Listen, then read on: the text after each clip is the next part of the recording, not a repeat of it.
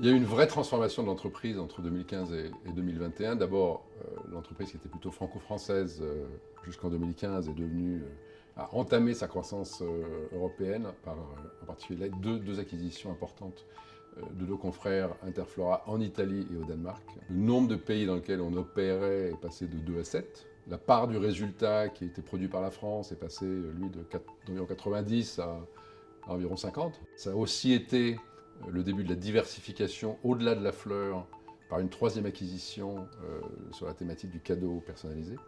Donc la part du non-floral chez Interflora, dans le groupe, est passée d'environ 5 à environ 15% du chiffre d'affaires. Européanisation, diversification, et puis accélération de la digitalisation, de la transformation de l'entreprise.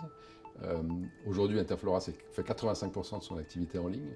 Et dans cette période, on a pu professionnaliser à la fois nos outils internes et les équipes au service de la plateforme digitale.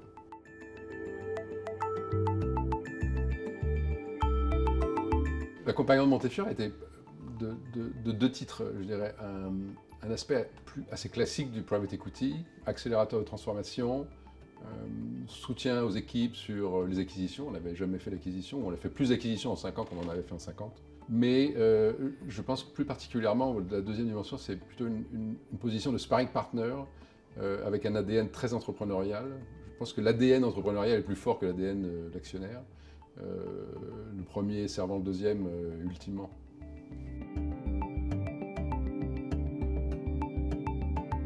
Moi, j'ai un souvenir très très fort de la période Covid, puisque au démarrage de la crise, l'ensemble des fleuristes de France se sont fermés, donc on était dans une situation assez tragique. On a perdu 90% du chiffre d'affaires en 24 heures.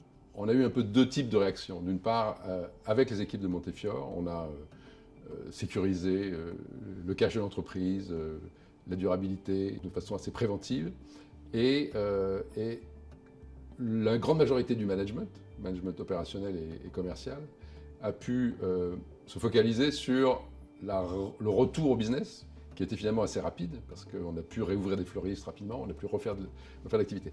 Et donc on est passé par une période de chute brutale, dans laquelle Montefiore nous a aidés à se sécuriser, à sécuriser notre avenir.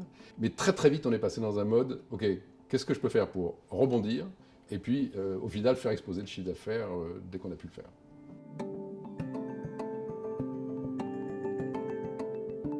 Nous, le partenariat avec Montefiore, il était extrêmement créateur de valeur parce que la relation était bonne et parce que c'était le bon moment pour nous de travailler avec ces équipes. Les équipes de Montefiore, que ce soit Eric, François et tous nos interlocuteurs, se positionnaient vraiment comme des sparring partners.